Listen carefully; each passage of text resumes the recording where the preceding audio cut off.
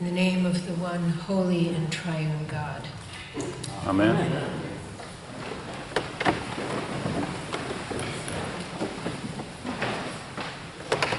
In today's gospel, we just heard the voice of Jesus' frustration. Why are you doing this? Trying to trip me up, asking trick questions, when it's all so clear. Give to God what belongs to God. And what belongs to God is, of course, everything. As in that favorite offertory dialogue, which we still use here at 8 o'clock. All things come of thee, O Lord, and of thine own have we given thee. But in particular, what belongs to God, and therefore is ours to give, is that wonderful array of gifts of the Spirit that are on the front of your bulletin. Since Father Robert offered me this opportunity to preach during the month focusing on joy as the second of the gifts of the Spirit, I have been taking delight in exploring this wonderful gift, what it does and can mean in our lives. Appropriately, very appropriately, I would say, we began our month of joy with the St. Francis Day celebration. Now, back 40 years ago, I took a course in seminary on Franciscan spirituality, and it was really fun.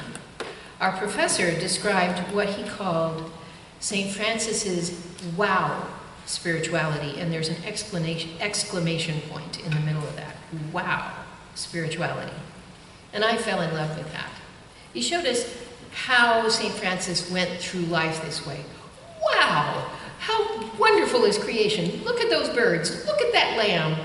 Look at things growing up out of the dirt. Wow. He was thinking about the incarnation. Wow. He got together people and a baby and animals off to a cave and said, people, come and see. Wow. Look at the gift God gave. And forever after, we've had creches and pageants and all of that, thanks to St. Francis and his wow. Francis found this joy-filled wow everywhere he went, everywhere he looked, and he shared it with everyone he met. It buoyed him up and sustained him through casting off all his wealth and even his clothes, confronting the Pope, rebuilding a collapsing church, gathering a community of faith and service, and even heading into a war to talk with the Sultan about faith, to share his wow with him. He found himself regularly and continually what C.S. Lewis liked to call surprised by joy. Wow, let us rejoice. That was his continual cry. Now, last week, of course, brought that fabulous text from Philippians in which Paul calls us to rejoice in the Lord always. And again, I say rejoice. The idea of that text was at the root of St. Francis's life with God. And I have to say, I hope it is of mine as well. It was read at my ordination nearly 40 years ago. It was read again at my retirement evensong on the 10th of September. And I'll admit, it's in my funeral plans as well. It's going to be there, beginning to end. Joy has always been a key gift and virtue for me, both as something I admire in saints like Francis and in our contemporaries, and as something to embrace in my own life. But of course, it must be there in the first place, there to be embraced. So where does it come from? From the beginning of our scripture, it is evident that God rejoices in creation, in relationship with all that exists. So it makes sense to think that we are particularly in the image of God when we too rejoice, when we appreciate all that we have been given, all that we have been promised. For us, joy is another step beyond gratitude, perhaps a full realization of gratitude, a kind of deep appreciation and embrace of all that is. Pray, give thanks, rejoice. Those are the things that we are called upon to do continually, to do always. So it's really a way of life made possible by the indwelling of the divine in our very mortal and flawed selves. Despite all of the persecution we hear about in the epistle, and all of the evil in the world that we'll sing about in our closing hymn, we embrace joy. We do not rejoice in any of the evil or in any of the suffering itself, but we rejoice in the midst of it. Rejoice that we have community, hope, possibility, understanding. Rejoice in all of the things that call forth gratitude. Joy is a key ingredient in resilience, what enables us to grow and thrive in the face of suffering. Joy is not something we can conjure up, but something which is indeed a gift, which we can then embrace. Last week, I was not here because I was in the Bay Area. First, for the fun and inspiration of my 50th reunion at Stanford, and then for the opportunity to spend time with my oldest son, who's now on faculty at Berkeley. Now at Stanford, I had the joy of connecting with old friends and colleagues, and especially the inspiring joy of the many presentations reflecting the ongoing theme of the university in service to the world. That is, of using our gifts to make life better for everyone on earth, as it was continually repeated and shown. Instead of platitudes, we heard stories of real accomplishments, as well as challenges to be part of the service. There was a real gift of joy, despite living in what were acknowledged to be discouraging times. Then, when I was over in Berkeley, I was walking to the grocery store, and a man was selling street spirit, which is their equivalent of street roots, and I always buy a copy, so I bought a copy, not thinking much of it, but I found it aimed straight at my preparation for this homily.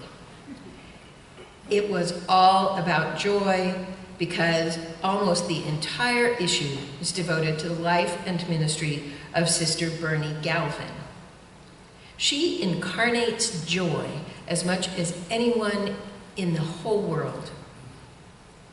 Since 1953, when she joined the Sisters of Divine Providence as a young woman, she has devoted all her life to joyful service to the poor. First, decades as a teacher of the very poor in Texas. Then more decades working among textile workers in Louisiana. Then, since 1989, serving the homeless of the Bay Area. In 1993, in San Francisco, inspired by her work in the Tenderloin, Sister Bernie founded Religious Witness with, I always want to say among, it's with homeless people, because it is very much with. And it continues, that group continues to challenge leaders and congregations of all faiths, as well as public officials and all citizens, to see and serve the poorest among them. It sounds like it could be depressing. Nothing depresses Sister Bernie.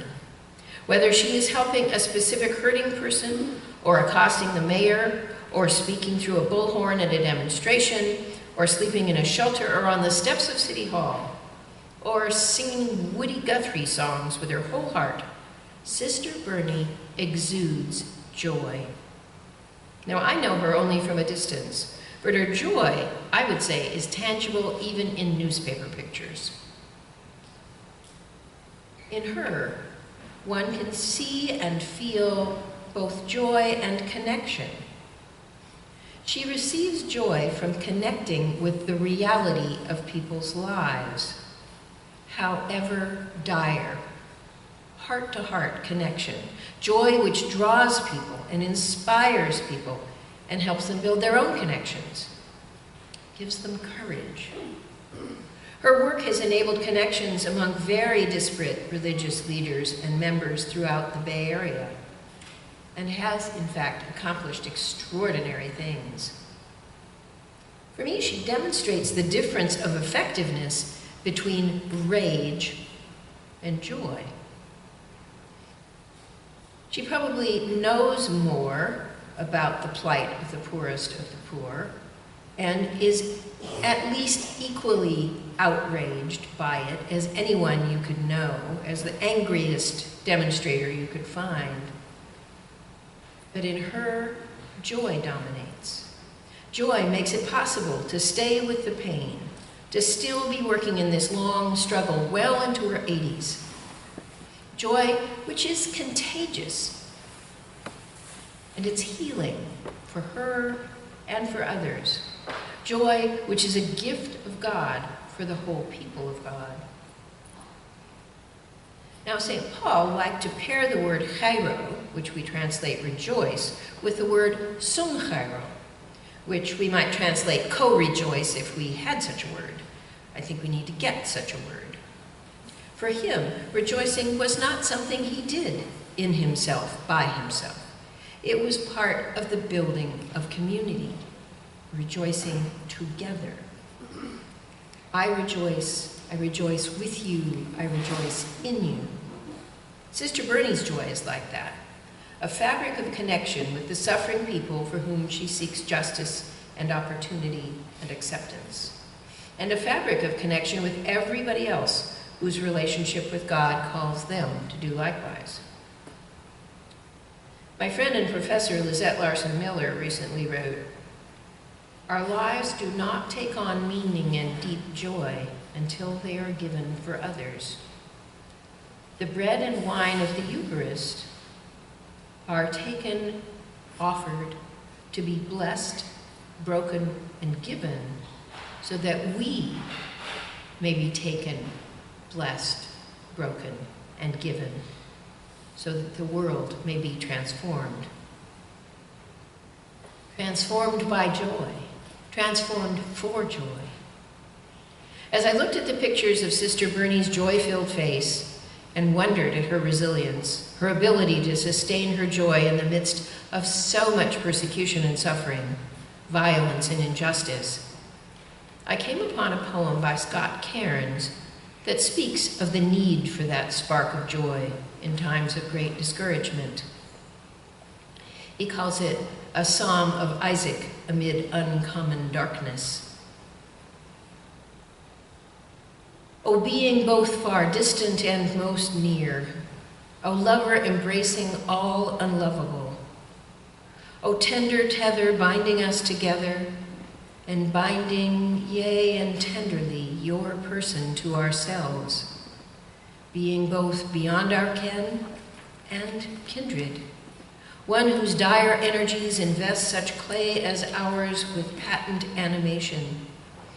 O secret one, secreting life anew into our every tissue moribund, afresh into our stale and stalling craft, grant in this obscurity a little light. A little light, a little joy, that spark of connection with the divine that sees with God's eyes, that all his creation is indeed good, a gift inspiring gratitude and joy. Isaiah reminds us that God embraces and empowers us even when we are oblivious. Joy comes with knowing that. Joy is the fulfillment of gratitude and the human reflection of divine glory. One way I like to remind myself of this fundamental gift in our lives is a delightful prayer from the Holy Isle of Lindisfarne. Though the sun rise cheerless on this isle today, I walk in a path of light. I know my greatness. I can't for a moment fall out of the everlasting arms. I'm in the heart of God, and I'm on my way to glory. Amen. Amen.